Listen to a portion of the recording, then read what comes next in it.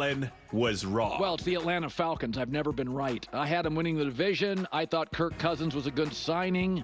He ended up tied for the NFL lead in picks, and he only played 14 games. I like Raheem Morris over Belichick.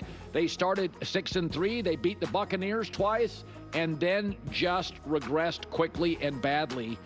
This is an organization that does a lot right, but it does feel like, and certain organizations are like this, that they kind of shrink in big spots, and that's always sort of been the reason why I've lost my 401k several times betting the Atlanta Falcons. All right. Well, I talked about before, a lot of the issues that the Atlanta Falcons have had, but I really want to focus on the positives because Penix played significantly better in those of his first 3 games of his entire career than I think people actually really understand. And it's actually pretty remarkable when you look at it. It is. It's actually legitimately remarkable. He had, so if we just look at PFF, we have their overall offensive rating, and then their passing rating. Not passer rating, but their passing percentage, their grade. He would have been in just that 3 games. His rankings would have been top 6 in overall offensive rating and top 4 in the passing rating. He's an 87.9 and an 87.6 for offense and passing, respectively. To put that in context, I looked at Bo Nix, Jaden Daniels, and Caleb's first 3 games. Bo Nix had a 54 rating and a 58, passing. Jaden Daniels, 75.6 and 70.7, and Caleb Williams, 47.7 and 48. And if we just even look at actual established quarterbacks like Patrick Mahomes and Lamar, Mahomes was 71 and 64 for their first 3 games, and I just mean this season, and Lamar Jackson 76 and 70 for this season for the first 3 games. So we know teams start off rusty and quarterbacks start off rusty. And now you had this rookie quarterback get thrown out there deep in the season, his first 3 games ever in his career, in gotta have it moments. In big moments where the team is like, we really need you to win. We don't have time for you to be a rookie. Bo Nix got to be a rookie. Jaden Daniels got to be a rookie. Caleb got to be a rookie. They got their first few games that we got to just let them do whatever. I mean, Bo Nix had 0 touchdowns and 4 interceptions in his first 3 games. And they threw Jaden Daniels into the fire. Or excuse me. And they Michael Penix into the fire. And I think he passed with flying colors, obviously. If we just look at just the pure cold statistics, which you guys know I don't love to do, but sometimes it's the best we have to work with. He had 10 big time throws. So he was averaging a little over 3 a game. He would have had, he was on pace to have 51 total big time throws. Josh Allen and Joe Burrow led the league with 37. Okay, so again, to throw this rookie out there and have him do what he was doing is pretty remarkable. Not only was he going to lead the league with big time throws, but then with turnover worthy plays, he was the bottom 4. So the top of the league with the least amount of turnover worthy plays. Really impressive.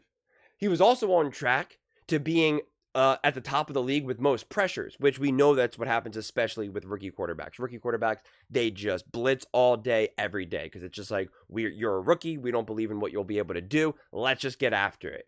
And so he was on pace to be in the top 10 of pressures in the league. Yet he was at the bottom of the league, a percentage of those pressures turning into sacks. So he was really, really smart. He got rid of the ball. He did what he needed to do. He would have had a 12.1, sack to pressure to sack percentage, or however it's exactly said, which again is pretty amazing because Caleb Williams, Jaden Daniels were up in the 20s. Bo Nix did pretty well in that as well. He was also top in the NFL, which was impressive for him. So again, to see Michael Penix do this in his first 3 games, and do it when the stakes actually mattered. When Bo Nix, Jaden Daniels, Caleb Williams started the season, there was truly 0 expectations. Truly 0 expectations.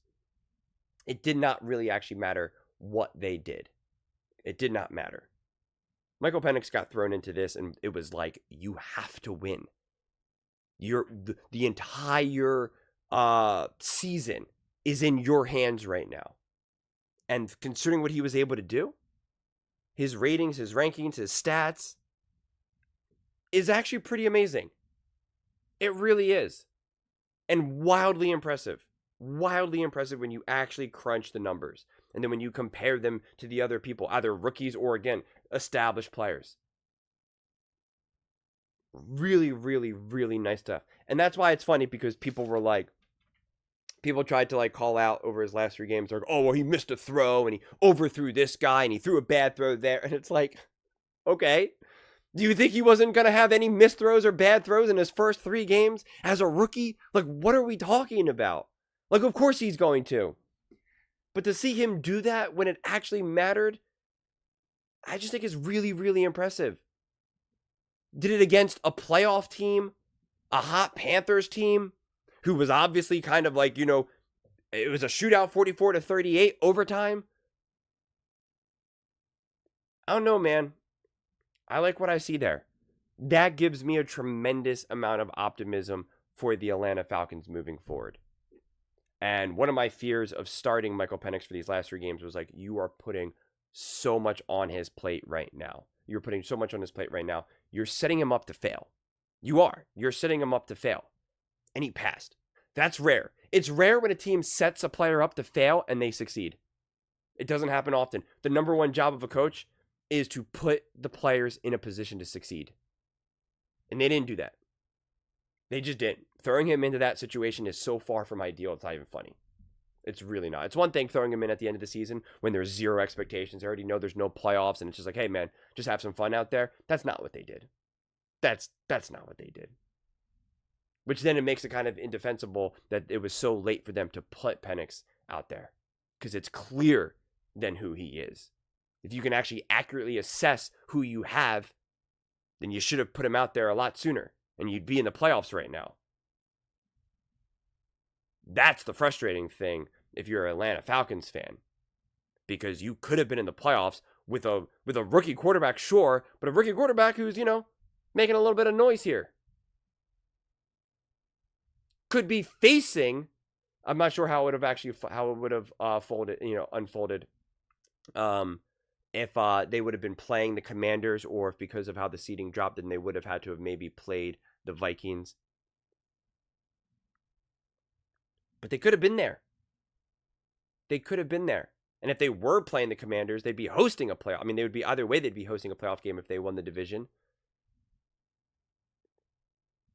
Especially, again, depending on if Penix got there, sooner, it's not hard to imagine that they could have gotten a couple extra wins, which would have then firmly put them in the 3 seed. Then they would have been, without a shadow of a doubt, been playing Jaden Daniels and the Washington Commanders. Then you're going up against another rookie quarterback, man. In your house. Down in Atlanta. I mean, we're talking about you could have had a legitimate playoff win here. And then who knows what's going on. Then you could be in a position to be hosting another playoff game. Depending on what happens, obviously. I mean, you realize that? That's what was at stake. That's what could have happened. That's why making decisions is so crucial. And that's why you have to have an honest discussion about the wrong decisions. It's easy just to kind of sweep it under the rug. It's easy to just be the season's over. What are you going to do? Come on, blah, blah, blah. No. You have to admit where things went wrong. You have to face the reality. The reality is that Penix clearly would have done well with this Falcons team. It is not a stretch to add a couple extra wins onto this team. Have them have the 3 seed. Have them play the Commanders. Is it that far of a stretch to say that the Falcons could have beaten the Commanders? It came down, to the wire the last time they played each other, and that was Michael Penix's second game in his career. So it's not hard to imagine that they could have won that game and then potentially hosted another playoff game. And if not, still have a real chance at someone. Would have been, I guess, because then if they wouldn't host, then I guess it would be the Eagles would then have won, and then you would be on the road in Philly. So it's just, this could have been a real season. This didn't have to be just a next year season. Or, hey, you know what? This season showed us and gave us some optimism for this next season and something to carry us into this off season. It didn't have to be that. And that's what's tough from my perspective to accept and swallow. Because like most NFL seasons, like most NFL games, it's just one decision, one tiny little thing here, one tiny little thing there. It's a difference between winning the Super Bowl and not even getting into the playoffs. Right? If the Bengals just could make that field goal, if the one kick was just a little bit over, boom, the Bengals are in the playoffs. Then who knows? They're hot. Joe Burrow is playing out of his mind. They keep winning. They're on like a 5 or 6 game win streak. Who would count them out in the playoffs?